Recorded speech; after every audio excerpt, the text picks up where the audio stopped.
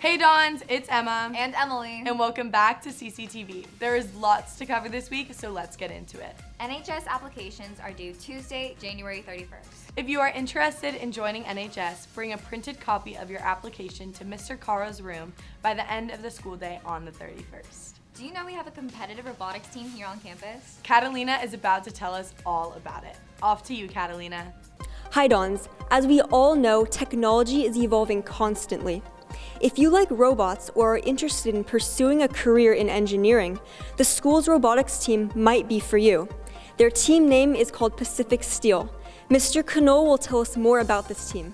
Hi Mr. Knoll. What kind of robots does your team build and what are the robots used for? So our team builds robots that can do a variety of function. Every year there's a new season, so a new gameplay. So every year they do things differently. This year the gameplay is to move kind of medium-sized traffic cones and almost like square beach balls into a certain position to score points. What kind of activities and competitions do your students participate in? So we have an overarching entity, it's called FRC, First Robotics, and they set up these competitions, and it's all over the world. San Diego has a ton of teams, and so we compete with other schools. It's almost like a capture the flag type competition where the robots are performing tasks. You're partnered with other robots from other schools. We have one here at UCSD this year, and we'll be going up to Orange County for that. And then additionally, we do smaller scale underwater robotics where we build ROVs that can perform tasks underwater as well. Robotics is a great skill to learn and become more familiar with. Joining this team will give students a better understanding of technology and how it is so important in the world. Autobots, roll out! We roll. Hey Dons! On February 4th, there'll be a liturgy and brunch for our senior girls. Let's talk to Mrs. Wells for some more information. Hi Ms. Wells, could you tell us some more about this event? Sure. So in December we had our event for senior boys and they brought their moms and their grandmas and their aunts and their special friends. And this month we have a special event for the senior girls and their special person. That could be their dad or their grandpa or their uncle or a special family friend, just anyone who is dear to them. When and where can the senior girls find all this information? So they can find it in the newsletters. It's in all the family newsletters that go out on Fridays. And the sign up is in there, and it is on February 4th, and we start at 9:30 in the morning. And then Mass is at 10, from 10 to 11, and then we have a super yummy, fun brunch that follows. Thank you so much to the Parents Association and Mission and Ministry for putting this event together for our senior girls. Back to the studio. Thanks, Mary. Options Mentor applications are due January 27th. It is an incredible opportunity. You do not want to miss the deadline. We started off last week with our first Dawn of the Day, but I think it's time we meet another one. Emily, I will be back. Hey Dons, I'm here with another Dawn of the Day. Our guest is Brody Hariff. Thank you so much for joining us. Let's do some rapid fire questions. What is your favorite color? Red. Favorite food? Hamburger. Favorite school food? The Euro. Favorite place you've traveled? Mexico. Where do you want to travel? Boston. Least favorite subject? Math. Favorite subject? History. Favorite teacher you've ever had? My first grade teacher. Favorite song? Fly Me to the Moon. Oh, that's good. What do you like to do in your free time? I podcast. What's the name of the podcast? Brody's Barbarians.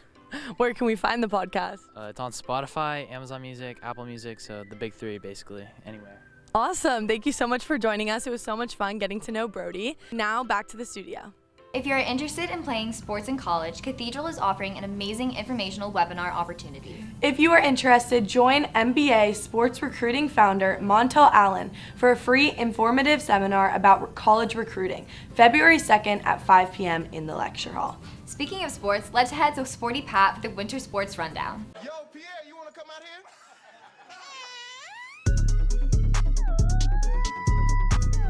Sup Dons, it's Pat. Welcome back to CCTV Sports. First off is girls soccer, who are currently 9-4, and they had 2 games this week which were both W's. They'll have another game this Monday at Bishops. Boys soccer recently beat Coronado 2-1, making them 3-6 on the season, and play Saints on Tuesday at Saints. Boys wrestling are currently 3-1, coming off an easy W against Hoover High School. Girls basketball is 7-12. They will play Lincoln at home tonight. Boys rugby still remains undefeated, beating LCC 63-7, and play Fallbrook next. Boys basketball is 11-10, losing to Saints on Tuesday, but is looking to bounce back tonight against San Diego High at home. Now on to Max with more about the boys basketball team. What's up, Dons? It's Father. And Max. I'm interviewing Dago legends who also happen to be on the varsity basketball team. Brody, what are your keys to success when you're making all your little bros out there on the court? Just being physical, dominating, and getting boards. Luke Tadros, when you're on the perimeter, what's your go-to move to get buckets? Usually I go between and then behind. And 360, I call it the TRB brother. Shea Fitzgerald, often considered as a court general out there. I mean, how do you command those guys and how do you drop 20 points per game? It's not too hard when you go against the little bros at practice every single day, especially Patrick O'Brien. It just makes my game easier. John Paul Colucci, also known as Muscles. I mean, how does benching 225 for 8 in your boxing career help you on the basketball court? You know, I work out with my brother every day, J2. Shout out J2. And I work out with him, and my boxing career and benching 225, like you said, definitely has helped my range a lot because I've been able to shoot from a lot farther away from the basket. Defenders can't really reach me from that range, so it's helped me a lot. That boy tough. At this moment, I'd like to take a special shout out to the team manager, Landis. That's a wrap with those tough boys. I'll catch you on the next one.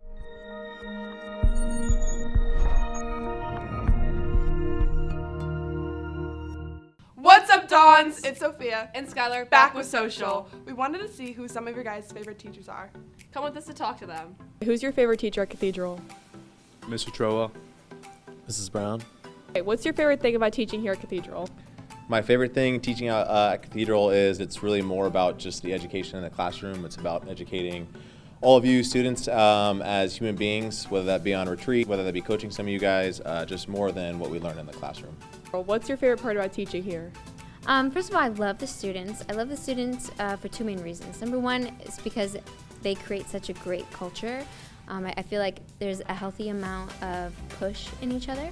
And then also there's a great culture of inclusiveness, right? So I really see people loving each other, embracing each other. They just come together and find friends, lifelong friends here. And I am excited for my children to be a part of that. I'm excited to be a part of it. And that is by far my most favorite thing of being a teacher here. Thank you. Okay, who's your guys' favorite teachers? Mr. Madrigal. My Catholic faith teacher, Mr. Madrigal. What made you want to become a religion teacher? I love religion and Jesus, and I study divinity right now, so I have fun actually putting it into practice with a group of kids that I like to work with. Who's your favorite teacher at Cathedral? Mr. Carl. Okay, if you weren't a teacher, what other job would you like to do? I'd be a medical doctor. Can you tell us a fun fact about psych? Sure. I often get in class the claim, is it true that we only use 10% of our brains? And no, it's not true. We use all of our brains. And that claim came from decades ago. They only knew about what 10% of the brain did. So it really actually comes from what we know versus what we actually use. We love talking to our teachers and we're so grateful for them. Make sure to follow us at @DonsNews on Instagram, but for now, back to the Andrews. Looking ahead, Formal is coming up on February 25th. Girls and guys, if you are searching for what to wear, there's a dress code now available. Check the newsletter for the dress code. There's a home basketball game tonight at 7:30. Come support our Dons as they take on San Diego High at home. Thanks for watching, Dons. We will see you tonight and next week for another episode of CCTV.